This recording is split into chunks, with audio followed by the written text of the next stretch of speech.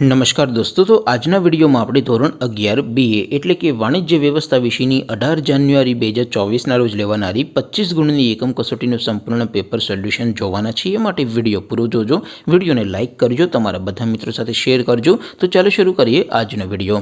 દોસ્તો, ધોરણ 11 BA એટલે કે વાણિજ્ય વ્યવસ્થા વિષયની 18 જાન્યુઆરી 2024ના રોજ લેવાનારી 25 ગુણની એકમ કસોટીનું સંપૂર્ણ પેપર સોલ્યુશન PDF ફોર્મેટમાં ડાઉનલોડ કરવા માટેની લિંક આ વિડીયોના ડિસ્ક્રિપ્શનમાં આપેલી છે। તેના પર ક્લિક કરીને તમે સંપૂર્ણ પેપર સોલ્યુશનની PDF ને સૌથી પહેલા ડાઉનલોડ કરી શકો છો। અથવા તો દોસ્તો, સોલ્યુશનની PDF ડાઉનલોડ કરવા માટે તમારે ગૂગલ ઉપર સર્ચ કરવાનું છે www.mygkguru.in। આ વેબસાઇટ તમે સર્ચ કરશો એટલે જે પહેલી લિંક આવશે એના ઉપર તમારે ક્લિક કરવાનું છે।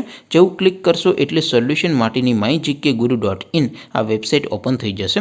વેબસાઇટ ઓપન થયા પછી તમે સ્ક્રોલ કરીને થોડાક નીચે જશો તો ત્યાં તમને એકમ કસોટીના સોલ્યુશન માટેના ધોરણ વાઇઝ લીલા રંગના બોક્સ જોવા મળશે। દોસ્તો, અહીંથી તમે કોઈપણ ધોરણની બધા જ વિષયોની એકમ કસોટીના ક્વેશ્ચન પેપર અને તેના સંપૂર્ણ પેપર સોલ્યુશનની PDF ને સૌથી પહેલાં ડાઉનલોડ કરી શકો છો।